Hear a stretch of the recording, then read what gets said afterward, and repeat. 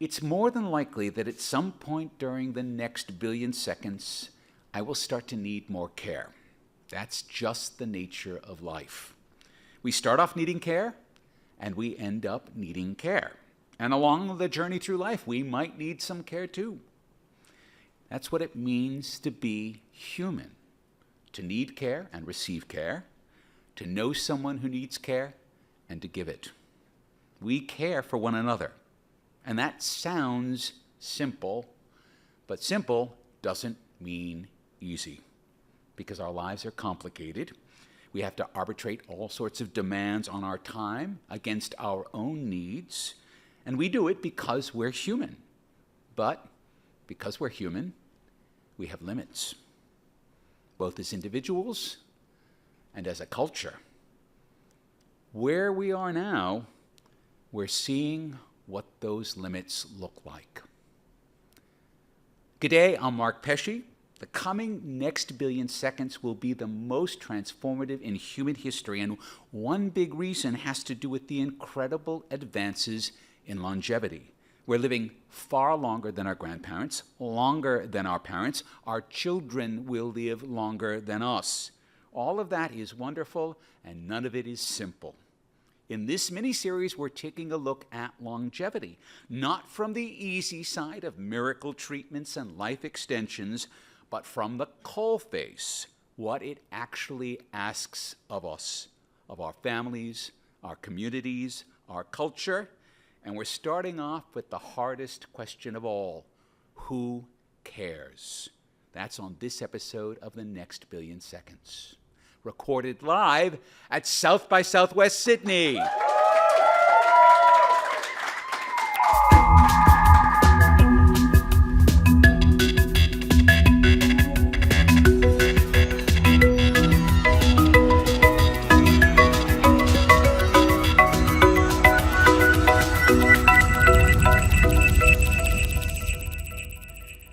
It has been my delight over the past few years to get to know Abby Bloom. Abby is a high-powered business executive and someone who cared for her mother as she grew old, 109 years old, which is outstanding, and which points back to this incredible age of longevity that we've entered. It also raises a lot of questions, and Abby put a lot of these questions into her new book, The Cost of Not Caring. Abby, welcome to The Next Billion Seconds. Thank you, Mark, and thank you for that beautiful introduction. I have read your book, and it is a very clear-eyed text with messages for managers and for organizations about care, and we'll come to those. But the first thing I want to say is that it is very much a call for empathy. Look, I think that's a really good point. One of the challenges for people who need care, and for those who are trying to provide that care, is to ensure that not just that they project empathy, but that in the rest of their lives, the people, the organizations that they interact with are empathetic about their role as carers, or as they're called in the United States, caregivers. So if we're talking about empathy, are we seeing today that the culture as a whole and the organizations, the communities that make up that culture, there's an empathy gap there? Look, I can't comment on an overriding empathy gap in our society, but there certainly is a gap when it comes to the situation of people who are caring for their loved ones, and what I'm particularly focusing on is caring for aging loved ones. Now, that may be your parents, it may be your partner, it may be someone else. But I think there are two things. There's a lack of empathy, and underlying that, there's a lack of recognition of what is involved in caring for someone who you love, and in particular, trying to manage the rest of a complex life. Right. And one of the things that you really focus on in the book is to taking a look. Most carers are working full-time. Most carers are women You know, there's a gender bias in how care is allotted in the culture, and we got to acknowledge that. So they're working full time, plus they may also be taking care of one person or multiple people full time. What happens to that person? That person who is the center of a care or caring ecosystem that's extremely complex is smashed. I think the smashed carer or caregiver is the next thing after the avocado smash because it is becoming as ubiquitous in our society as the avocado smash is as a general term to describe almost a generation. So what happens to them is that they find themselves stretched in so many directions that it's impossible to do it all and to do it all at once. For this book, there were a number of types of research that were done, and both quantitative and qualitative research, and obviously relying on other very, very well-recognized research projects like the one out of the Harvard Business School. But I did a lot of interviews, I would say almost 100 interviews over several years. And that enabled me to flesh out the range of carers or caregivers which are not the stereotype that everybody thinks. Yeah, and you basically break them down into personas. Like, here's a story, but it's representative of an entire class of care. And I found that incredibly useful because it was illuminating. People who have an older partner who they're caring for, which we don't tend to think about, right? Or different kinds of living situations and how people are inside of those. I thought that was part of the story that you really unlocked for people in the book. You have this wonderful quote. It says, "The truth is in the data. The very high proportion of employees with caregiver responsibilities is happening as the number of children per family is declining, which means, and this of course is already present in China because of the single child policy, right? While the support and care responsibilities grow and the paid carer workforce dwindles." So what basically you're showing us is that there's pressure from every dimension that's currently happening. Yes, I think that's correct. And people talk about, well, they're now starting to talk about a care crisis. And what they look at predominantly is that there aren't enough paid people to do the caring.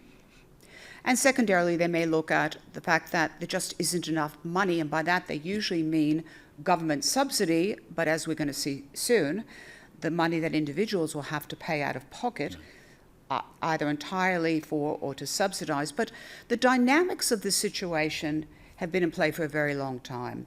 And you referred to the demographics, and you also referred to China, where it's known as the 4-2-1. Yeah. 4 grandparents, 2 parents, 1 child. 1 child, exactly. And that's a phenomenon that we're starting to see around the world, and a couple of economists talked about an implosion. But it's been gradual, and what has been happening is that over time, for various reasons, families have chosen to have fewer and fewer children. So in Australia, for example, in the 1960s, on average, there were about 4 children per family. So that was a 2-4 ratio. Just announced this week is that what is called the total fertility rate, simplified, the average number of children a woman is likely to have, has fallen under 1.5. But in some other countries, and surprisingly, Catholic European countries, it's down to 1.2 already. Yeah, and in Japan, same and thing, Japan, right? Yep. Yes. So we now have the narrowing. So in other words, the pyramid is inverted, right? So that it's all resting on the apex rather than on the base. Yes, that's a really good point, Mark. And of course, most people tend to focus on fairly pejorative terms about what's happening at the top of the pyramid in terms of the tsunami of older people. But the story is really one of gradual human evolution. And it's happening, these pyramid changes are happening around the world. It's where we are at the moment. And what we say is that it's really important to recognize, while we may think it's a crisis, it's been in the works for a very long time. We can't change the fact that we haven't addressed it up until now, but we really need to get going. All right, what do we need to start doing? Well, you mentioned the personas in the book and how they shed light on the situation of different types of carers or caregiving situations. And the first thing that we need to do is to make it possible for people to contribute to the economy by working, by paying taxes, by having the fulfillment that a paid job gives many people, and also meet their caregiving obligations. One of my, I guess, favorite, if you can call it, clubs to be able to hit modern business with is that flexibility is not optional. It is the way people need to work now. And that when we talk about that empathy gap, some of that empathy gap is because organizations find themselves with rigid demands and unable to respond flexibly to the flexible needs of the people who actually make up those organizations. So where do we find the space to be able to get the kind of flexibility that you're talking about that allow carers to care?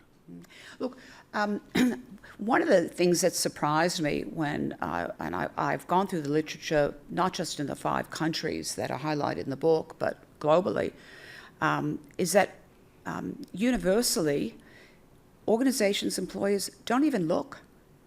And you would think that it would be the obligation of an employer to know and to understand the circumstances of their employees.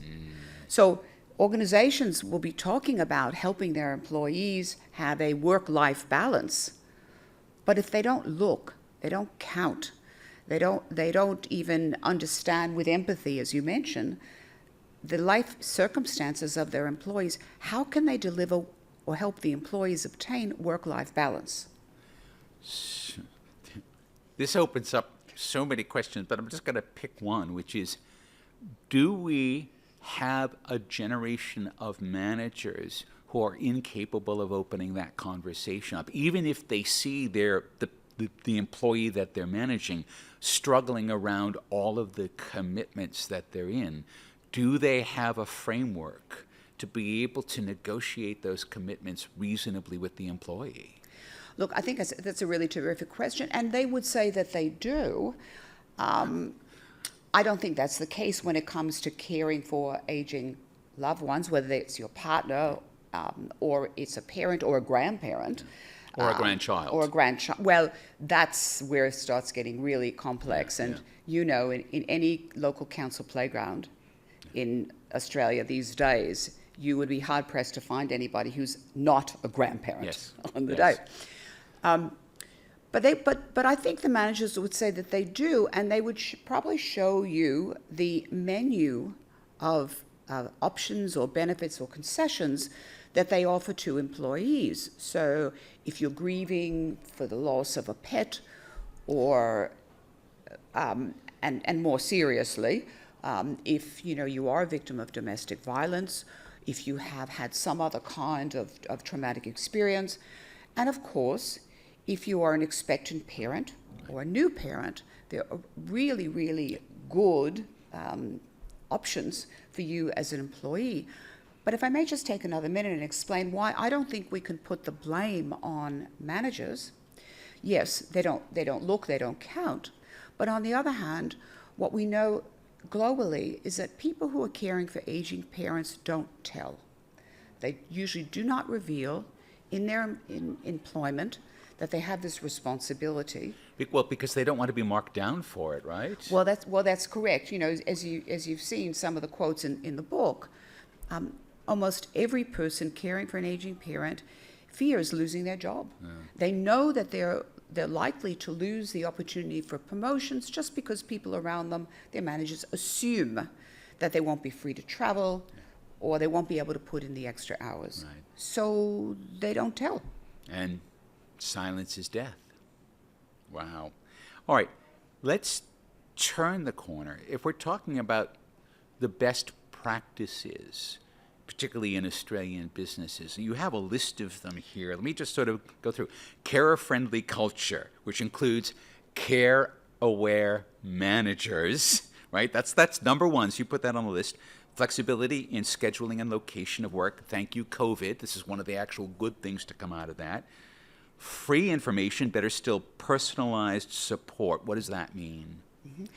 Well, each of us is a different person. We have different caregiving situations. We also differ in our personalities, our resilience, our natural talents, our ability to relieve ourselves from other responsibilities. And of course, each of us has a very different, and some of us none, support system for ourselves. So that's why personalizing it is really important. All right. More than the legally required leave. How much carer leave is legally required now? Well, this is a really interesting one, and one that I had to verify a number of times. Every country differs in this, and we are starting to see some movement. But in Australia, you have 10 days, and that's 10 days of personal leave, Right. which is separate from maternity or paternity leave, but covers everything else, including yourself. Okay. Readily available and sometimes subsidized access to critical services such as in-home care and respite care. And respite care is something we don't talk about because people almost think it's embarrassing, but in fact it means we're preventing you from having a breakdown.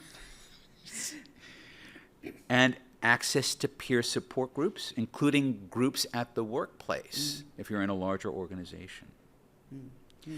The other thing you noted was that there are businesses that provide these, but that they were unwilling to provide the details because they considered these commercial in confidence because they used them to lure employees? Well, the detail was not available to me as a researcher,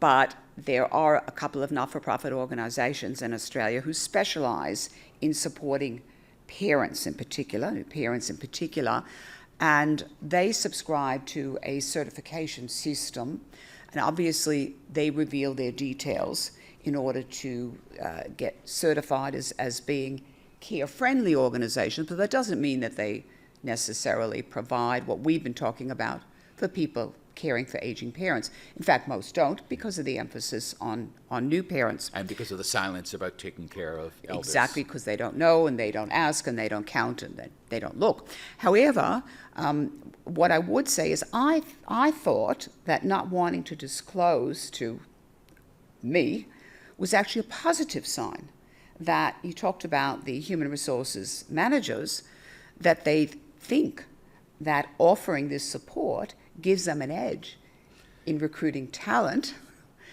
And so I took it positively. Yes, however, we know how Australian businesses work. They copy one another relentlessly, so it would be nice. Okay, we have time in this episode, one question from the audience. Does anyone have a question for Abby? Anyone would like to ask a question about care? Yes, please. I wish we had a microphone. I don't know if we do. We'll repeat the question. That's all right. We'll repeat the question, yes. I've got a question about the language that we use in this space, like tsunami, sandwich generation. I'm a researcher in this space as well as a carer now, and I find some of that language both ageist, invalidating, just really, I just feel like it's time to move on from some of those negative ideas, and I'd love to hear your perspectives about that and how we change it. You're asking the right person.